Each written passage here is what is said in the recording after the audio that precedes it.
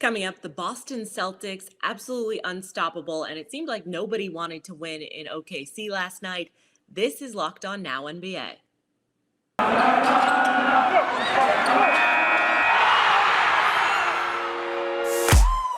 The biggest games, the best performances, expert analysis. You are Locked On Now. Welcome in. You're listening to Locked On Now NBA, the biggest stories in the NBA across the hardwood. I'm your host, Kainani Stevens. Thank you so much for making Locked On Now your first listen every single weekday. We've got a bunch of games to go over. We have all our Locked On NBA hosts here to do that. But right now, we're going to kick things off in Boston, where the Celtics destroyed another playoff team in last night's biggest game. The biggest game. The Celtics solidifying themselves as the best team in basketball right now, continuing to beat some of the other best teams in the league by a lot. Utah was Boston's latest victim. Locked On Celtics and Jazz go over how the Celtics got another 28-point win on its resume as we close in on the playoffs. Hey there, John Corrales here from the TD Garden after the Boston Celtics 125-97 win over the Utah Jazz. And I've got David Locke over my shoulder, voice of the Utah Jazz, founder of the Locked On Podcast Network, just bemoaning a 30-point decimation at the hands of Boston. This was never in doubt for Boston. They didn't miss a shot until the 4-minute mark of the first quarter. They came out, hit everything like they were getting revenge for that big hot game that Utah had in Utah. The Celtics went up by 20 again. They've won their 5th game in a row. They're 10-1 in March. Jason Tatum and Jaylen Brown each had 26. They each do it on less than 17 shots, or 17 shots or less. The Celtics had 37 assists to 13 Utah assists. This was just a beatdown from the start. The Celtics are rolling. What they're doing right now is special. Their defense has been dominant. They blocked 10 shots in a game against Rudy Gobert. They blocked 10 shots to Utah's 1, and that 1 came in garbage time. So the Celtics are rolling. It's just kind of fun to watch right now. The Celtics are doing anything they want and going up by 20 in every game. And I'm going to talk about this. It's a lot of fun on the Locked On Celtics podcast. So make sure you are subscribed wherever you get your podcasts, and you can watch the show on YouTube. The Utah Jazz were completely dismantled tonight by the Boston Celtics, and I don't even think you can blame the leprechaun in the middle of the floor, but you can blame a Celtics team that is better than anyone else in the NBA right now. David Locke of Locked On Jazz. The Celtics had scored 28 points tonight before they missed a shot. They hit their first 10 shots and led 28-12, and the game was over virtually. 4:51 left. Jaylen Brown hit in the first quarter. Jaylen Brown hit a 3. The Celtics were 10 of 10. They were perfect for much of that quarter with an offensive rating of 160, and the Jazz defense was having no impact, while at the same time the Celtics switching defense, which switches more than anyone in the NBA against the Jazz, stymied the Jazz. They never got above a point of possession on the night. A complete manhandling of the Jazz, 125-97 for more. Go to Locked On Jazz. The Minnesota Timberwolves led the Phoenix Suns all the way up until the end, but it's who's winning at the end that really matters. After all, Minnesota let this one slip away. Locked On Wolves recaps the collapse. Ben Beacon with Locked On Wolves here. The Timberwolves fell to the Suns on Wednesday night by 9 in a game that the Wolves actually did not trail at all until the fourth quarter. And things unraveled quickly at the end as Devin Booker took the game over. DeAndre Ayton scored a career-high 35 points and pulled down 14 rebounds in a really dominant performance. The Timberwolves tried guarding Ayton with Jared Vanderbilt for much of the game. That did not work out well. Karl Anthony Towns still managed to get himself into foul trouble.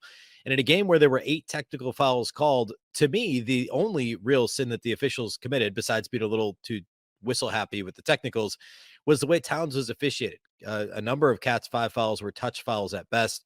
And he ended up in foul trouble for much of the second half and finished with just 15 and 11 in 31 minutes. But make no mistake, DeAndre Ayton was fantastic. Devin Booker was great down the stretch. And the Wolves' big three was kind of non-existent down, or I should say really invisible in the final minutes of the game. No Timberwolves player scored more than 19 points in this game. Ant led the Timberwolves with 19.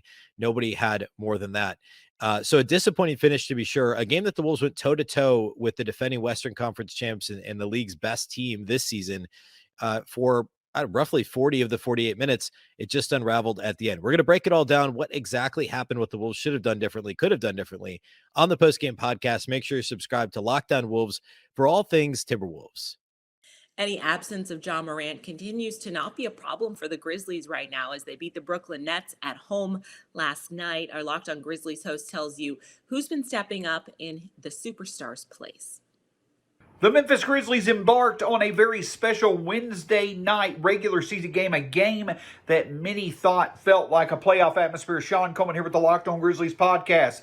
The Nets in town, Kyrie Irving and Kevin Durant playing at the top of their games, and of course the ESPN All Access coverage. Just a very big night for the Grizzlies. It unfortunately did not include John Morant on the court, but once again the Grizzlies without John Morant stepped up and delivered. Despite 43 points from Kyrie and 35 points from Kevin Durant, the Grizzlies were able to find their shooting stroke on a truly historic night.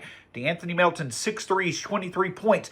Desmond Bane, 6 threes, 23 points as well. Becoming only the second duo of Grizzlies ever to have 6 threes each in a game. But it was Desmond Bane and the Grizzlies as a whole. Desmond Bane setting the new franchise record for single-season threes by a player in a single season, while also contributing to the Grizzlies being able to surpass the team record for most threes in franchise history. A truly historic night. The Grizzlies were able to take on one of the best duos in the NBA and were able to beat them without their star player by shooting the basketball consistently well. One thing that certainly will have to be in their corner when it comes to hopefully advancing in the playoffs. Not that they'll make 19 threes and not that they'll have 2 players every game who make 6 threes apiece, but a very big night. This team is certainly at its best with John Morant, but he himself does not define how special this team truly is. A true contender who stood out and showed out tonight,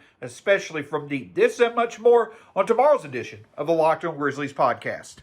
The Nets probably moving past their loss last night pretty quickly because they got some good news as it was all happening. Kyrie Irving will be back with the team full-time very soon, and Locked On Nets has the implications for what that means going into this playoff push.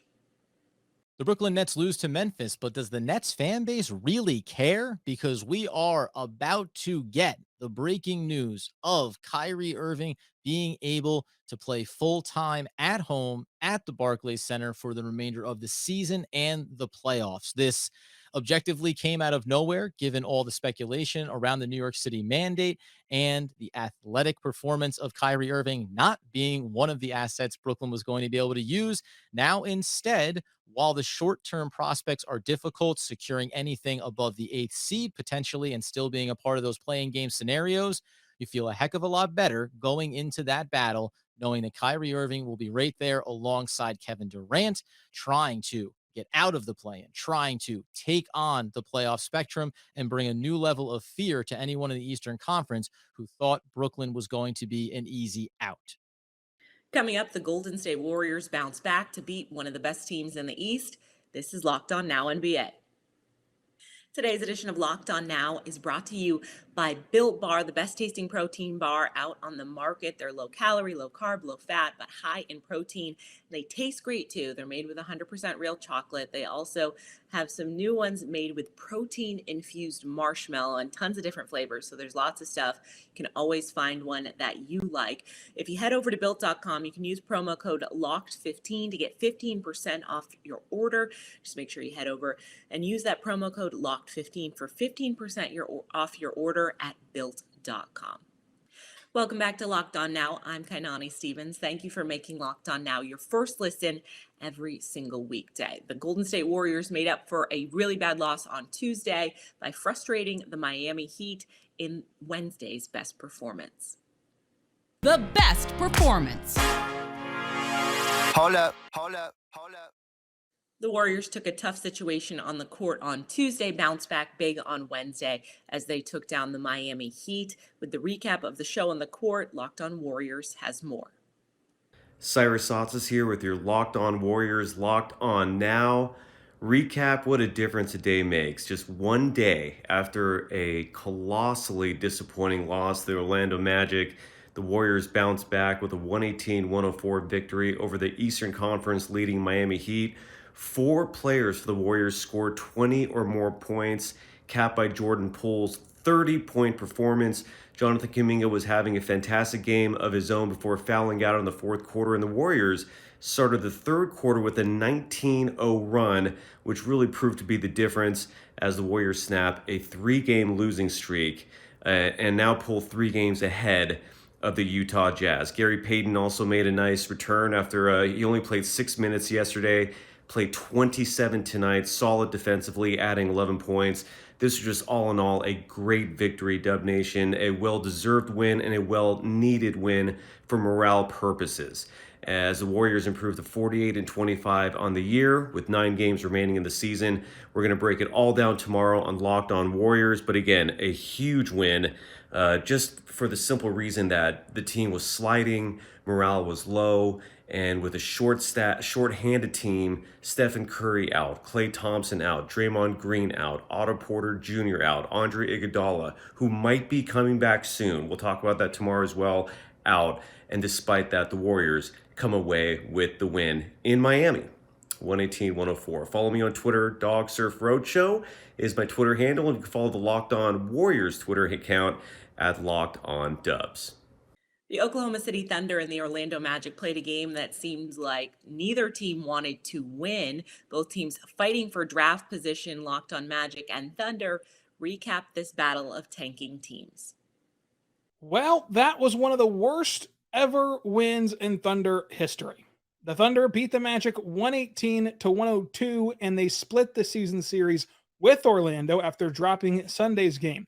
They hold out SGA in this one again with ankle soreness, but the Magic counteract that tanking move with sitting Wendell Carter Jr., who dropped over 30 points last contest. The Thunder were led by Theo Maledon. And what does this all mean for the future of the squad? Find out on tonight's Locked On Thunder podcast on the Locked On Podcast Network, your teams every day.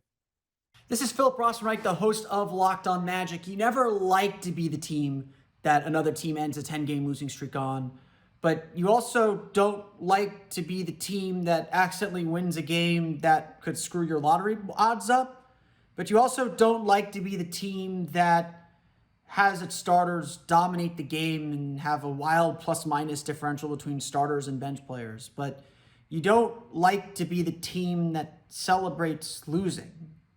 But you don't like to be the team that celebrates losing. I'm confused. I'm confused what I'm supposed to think about this game as the Orlando Magic fall to the Oklahoma City Thunder 118-102. The Magic stay in position to have the top odds in the NBA draft lottery.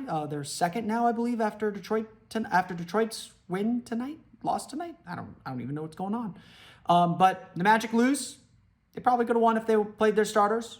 All credit to Oklahoma City for going out there and winning the game and beating. I don't know. Maybe not credit to them. I don't know. I don't know what to think anymore. It's that time of year, folks. One more coming up on Locked On Magic. Either way. The Los Angeles Lakers desperately in needs of wins right now, but they also need to get healthy before trying to make a run in the play-in tournament. Many players out on Wednesday. Locked On Lakers was just happy LA could keep it close against the Sixers. This is Andy Kamenetsky, co-host of the Locked On Lakers podcast, and the Lakers lose 126-121 to the Sixers in LA. No LeBron James, dealing with lingering knee soreness after playing 3 games in 4 days. No Talen Horton-Tucker, still dealing with that ankle, and Anthony Davis obviously still unavailable. But the Lakers made a really good game of this despite being so shorthanded. Russell Westbrook, after a brutal first half, rebounded nicely, 24 points, 9 rebounds, 8 assists, 7 turnovers, but only 2 of them were in the second half. Carmelo Anthony, Malik Monk, and Dwight Howard, all 20-plus points. Stanley Johnson, 13 points, 8 assists, some really nice playmaking from Stanley Johnson. And this is a continuation of a recent trend where the Lakers, dare I say, have actually played really well and are starting to look like a team that, if they can get everybody on the court reasonably healthy for a reasonable amount of time, they're providing a little bit of optimism. Crazier things have happened, although I don't know how much crazier than that. A lot more to get into, so make sure that you are subscribing to the Locked On Lakers YouTube channel and that you're making Locked On Lakers your first listen wherever you get your podcasts. That's going to do it for this edition of Locked On Now NBA. Thank you so much for making Locked On Now your first listen every single weekday. Make sure you check out Locked On NBA and your team's Locked On podcast. I'm Kainani Stevens. This has been Locked On Now.